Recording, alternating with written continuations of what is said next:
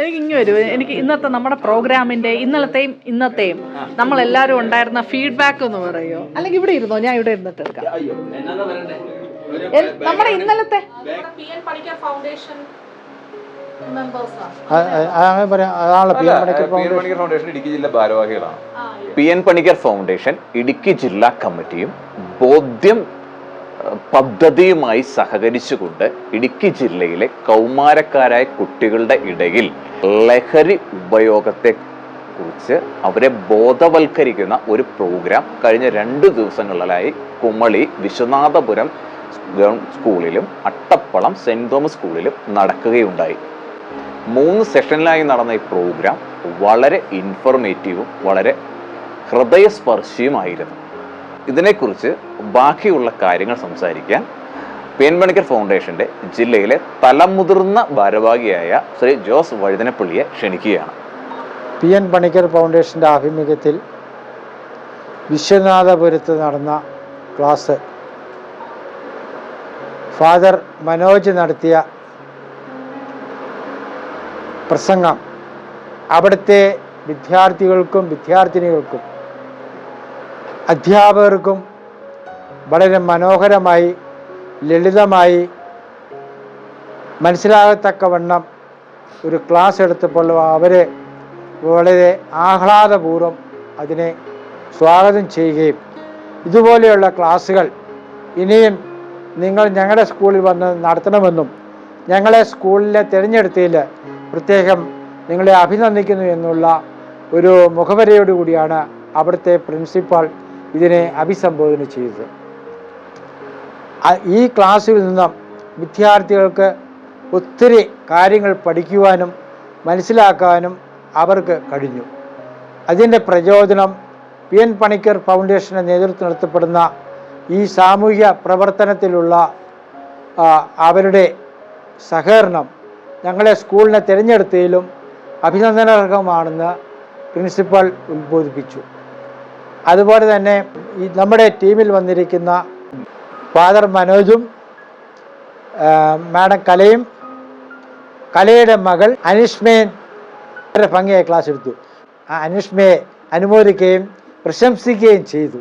നല്ല ഒരു ക്ലാസ് ഞങ്ങൾക്ക് തരുന്നതിൽ അവർക്ക് അധ്യാപകർക്കും പ്രിൻസിപ്പാളിനും വളരെ സന്തോഷപൂർവ്വം കലയെ പ്രശംസിച്ച് കലയെ അഭിനന്ദിക്കുകയും ചെയ്തു. നമ്മുടെ ഇന്നത്തെ ക്ലാസ്സിലും ഇന്നലത്തെ ക്ലാസ്സിലും 2 സ്കൂളുകളിലെയും ക്ലാസ്സുകളിൽ കലാമാം കുട്ടികൾക്ക് വേണ്ടി പറഞ്ഞു കൊടുത്ത ചില കാര്യങ്ങളിൽ അച്ഛൻ ആരംഭിച്ചു. ജീവിതത്തിൽ 2 തരത്തിലുള്ള ലഹരിയുണ്ടെന്നും അതിൽ മോശമായ ലഹരി ഏതാണെന്നും ജീവിതത്തിൽ ആവശ്യമായിട്ട് നമ്മൾ സ്വീകരിക്കേണ്ട ലഹരി ഏതാണെന്നും അച്ഛൻ പറഞ്ഞതിൻ്റെ ബാക്കിയായിട്ട് കലാമാം വളരെ ഹൃദയസ്പർശിയായി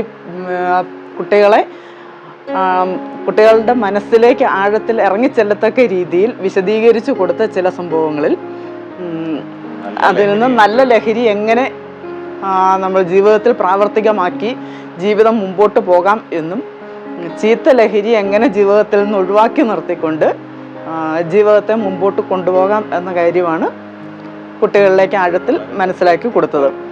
കുട്ടികളുടെ മനസ്സിൽ ഒരിക്കലും മായാത്ത ഒരു ചിത്രമായിട്ട് അത് വളരെ വ്യക്തമായിട്ട് കുട്ടികൾക്ക് പറഞ്ഞു കൊടുത്തു എന്നുള്ളതാണ് ഇന്നത്തെ ക്ലാസ്സിൽ നിന്ന് ഞങ്ങൾക്ക് മനസ്സിലായത്.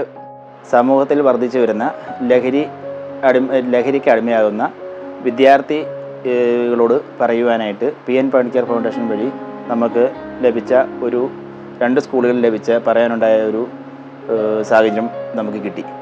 അതിൽ ക്ലാസ് എടുക്കുവാൻ വേണ്ടി നമുക്ക് തിരുവനന്തപുരത്തു നിന്നും എത്തിച്ചേർന്ന മനോജ് അച്ഛനും കലാമേഡവും അവരുടെ മക്കളും എല്ലാവരും ചേർന്ന് വളരെ ലളിതവും എല്ലാവർക്കും മനസ്സിലാകുന്ന രീതിയിലും വളരെ സരളമായി കാര്യങ്ങൾ പറഞ്ഞ് നമുക്ക് കുട്ടികളെ മനസ്സിലാക്കാൻ പറ്റി. അത് ആരും ഇത്ര വളരെ ലളിതമായിട്ടും ഒരുപാട് ഏത് കൊച്ചുകുട്ടിക്കും മനസ്സിലാകുന്ന രീതിയിൽ വളരെ ഹാപ്പി ആയിട്ട് എല്ലാവർക്കും ഇതൊക്കെ കാര്യങ്ങൾ പറഞ്ഞ് മനസ്സിലാക്കാൻ പറ്റുന്നത് അത് 3 പേരും 3 വ്യത്യസ്തമായ ക്ലാസ്സുകളിലൂടെയാണ് ശ്രദ്ധേയമായത്. തുടക്കം നമ്മുടെ മാതാപിതാക്കളിൽ നിന്നും അവർക്ക് ലഹരി കിട്ടുന്നെന്ന് പറഞ്ഞു, അമ്മയിൽ നിന്ന് കിട്ടുമെന്ന് പറഞ്ഞു, സമൂഹത്തിൽ നിന്ന് കിട്ടുന്ന കാര്യം പറഞ്ഞു. അതിന് ഒരു വഴിത്തിരിവും പറഞ്ഞു തന്നു. ആരും പ്രതീക്ഷിക്കാത്ത ഒരു രീതിയിലുള്ള കാര്യങ്ങളാണ് നമുക്ക് അറിവുകളാണ് നമുക്ക് കിട്ടിയത്. വളരെ ലളിതമായ ക്ലാസ്സുകളായിരുന്നു. സാധാരണ രീതിയിൽ ഇങ്ങനെയുള്ള ക്ലാസ്സുകളൊക്കെ കിട്ടുന്നത് നമുക്ക് ഒരാളുടെ കണ്ടിന്യൂ ആയിട്ടുള്ള ക്ലാസ്സുകളായിരിക്കും. ഇതിൽ നിന്നും വ്യത്യസ്തമായിട്ടുള്ളൊരു ക്ലാസ്സായിരുന്നു ഇവർ 3 പേരും കണ്ടക്ട് ചെയ്തത്. അത് വെച്ചാൽ തികച്ചും ആദ്യം മനോജസം വന്നു, അതിനുശേഷം മോള് ഒരു വിദ്യാർത്ഥി സമൂഹത്തിൽ നിന്ന് ഒരാൾ ഇതേ കണക്കൊരു പ്രസൻറ്റ് ചെയ്ത് ഒരു കാര്യങ്ങൾ കുട്ടികളിലേക്ക് അവതരിപ്പിക്കുക എന്ന് പറഞ്ഞാൽ തികച്ചും വ്യത്യസ്തമായൊരു അനുഭവമായിരുന്നു. കാരണം എല്ലാവരും കുറച്ച് പഠിപ്പുള്ളവരും കുറച്ച് അറിവിൽ മുതിർന്നവരും കുറച്ചൊക്കെ കാര്യഗൗരവമുള്ളവരുമാണ് ഇങ്ങനെയുള്ള ക്ലാസ്സുകൾ അറ്റൻഡ് ചെയ്യുന്നത് ഞാൻ കണ്ടിട്ടുള്ളൂ, ശ്രദ്ധയിൽപ്പെട്ടിട്ടുള്ളൂ. ഇത് ഒരു +2 കഴിഞ്ഞൊരു കുട്ടി അവരുടെ ഒരു ഇതിലേക്ക് ഇറങ്ങി വരാനുള്ള ഒരു ധൈര്യവും ഒരു മനസാന്നിധ്യവും കാണിച്ച് ഇതിൽ ഇറങ്ങി വരികയും ഈ കുട്ടികൾക്ക് ഇടയിൽ തന്നെ വന്ന ഒരു കുട്ടികളായിട്ട് തന്നെ ഒരാൾ വന്ന് ക്ലാസ് എടുക്കുകയും ചെയ്യും. സമപ്രായക്കാർ വന്ന് ക്ലാസ് എടുത്തപ്പോൾ അതിൽ അവർക്ക് വളരെ ആവേശം ഉണ്ടായിരുന്നു. ആ പറഞ്ഞ ക്ലാസ്സുകൾ വളരെ ലളിതമായി പറഞ്ഞ് അവതരിപ്പിക്കാൻ പറ്റി. അവതരണ ശൈലി വളരെ മനോഹരമായിരുന്നു. പിന്നെ മാഡം ഇതെല്ലാം പോരായ്മകളും നികത്തി ഏറ്റവും അവസാനം ഈ കുട്ടികളെല്ലാം കയ്യിലെടുത്തുകൊണ്ട് അവരെ സ്നേഹിച്ച് വളരെ ലാളിത്യത്തോടുകൂടി ഒരമ്മ പറഞ്ഞ് എങ്ങനെ ഒരു മക്കളെ മനസ്സിലാക്കാൻ പറ്റുന്നു അത്രയും വളരെ മനോഹരവും ലളിതവുമായി പറഞ്ഞ് മനസ്സിലാക്കാൻ പറ്റി. ഈ ടീം എടുത്തൊരു വ്യത്യസ്തമായൊരു അവതരണ ശൈലിയാണ്. അവർ 3 വിധത്തിൽ അത് ഓപ്പറേറ്റ് ചെയ്തു എന്നുള്ളതാണ്.